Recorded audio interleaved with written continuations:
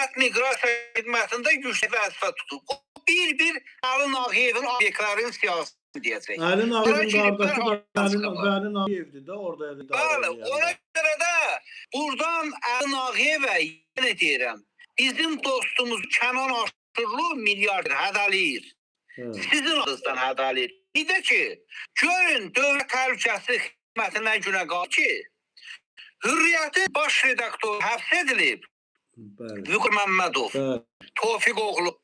Vüqar Tofiq oğlunun istintaq materialları Zahirin oğlunun stolunun üstündə. Baxın, görün dövlət nə günə qalır.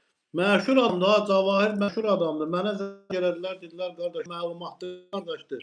Bunun anası ürəyi açıq, gələnə də verib, gedənə də verib. Çırptıra yəni onu general eləyib. Çox məşhur adamdır anası. Bildiyim odur ki, Ramiz Meytiyevə o vaxt o bir evə tapşırıb qoyduruq vəzifəyə. Qardaşım, bəlkə səndə nəsə eləmir.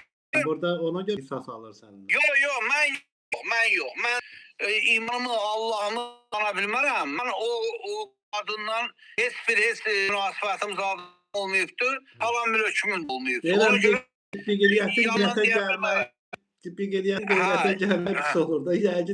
İmanımı andıranmara, amma mən Kənan Aşurludan soruram ki, bir nəfər bizə dövlət komitəsinin arvadını, baldızını, qızı gətirirdi navana, gecə də gedib onların yanında qalırdı. Qoy mənə izahat etsin görüm. Onlar gecə yorğan örtürdü üstənə ki, soğuk olmasın. Yaxda onun yanında nə qələt deyirdi. Bilirsiniz? İndi keçək övnəqə. Ondan sonra görüş komitəsinin sədrinin aradığıyla, baldığıyla, qızıyla, Kənan Aşurlu atandan sonra 1 milyon yox, 3 milyar doğru yazıq.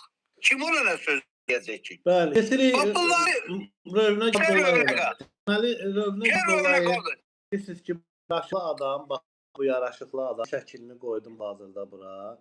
Deməli, bu yaşıqlı adam Keçiş Sokarın prezidenti olubdur. Deməli, mağara adamı ilk məhbəti eşşək olanlar 90'larda Bakıya gəlib Saskanın alafanı ilə yiyənlər sinifinin liderlərindəndir.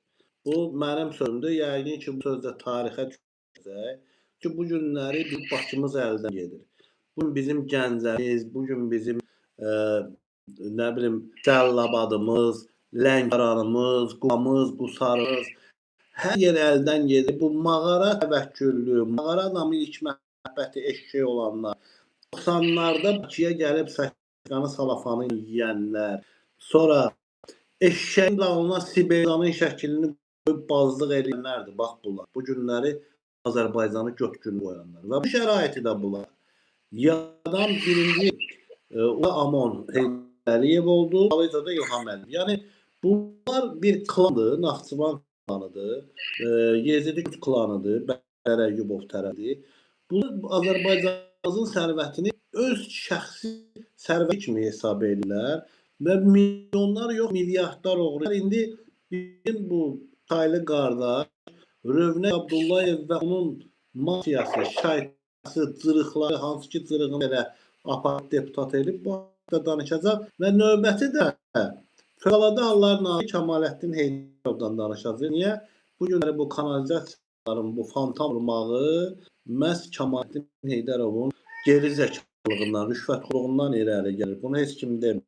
Niyə? Çünki Kəmaləddin Heydərov bütün Azərbaycanda olan kanalların arasını büyük kanallardır, satın alıbdır. Amma deyirlər, yeni müsaatda başlıq edir ki, o ayağı metla üstündə yarı olmuş Sevinç Sırıq qızı deyir ki, Fövqəladə Hallar Nazirliyi həmən hərəkətə keçdi. Yəni, bu qəhbəliyin dərəcəsi yoxdur. Bilirsiniz, ancaq alalamaqla məşğul. Nə hərəkətə keçdi? Neyinə Kəmaləddin Heydərov? Nəsə, söhbətimiz Kəmaləddin Heydərovdan növbəti həftə olacaq. İndi Rövnə Abdullayevdən bizim kitab qardaş danışır. Buyur mənim qardaşım, bunun da gülmasını bura sən də. Bəli, buyurun.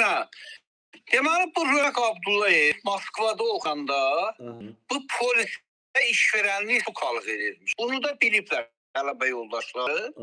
Orada Gülstanın Qaraçöp həkim bilirsiniz. Var, işitmişəm. Son mərd bir oğlan bunu eşkən balası kimi döyüb. Rövnək qaçıb ayaq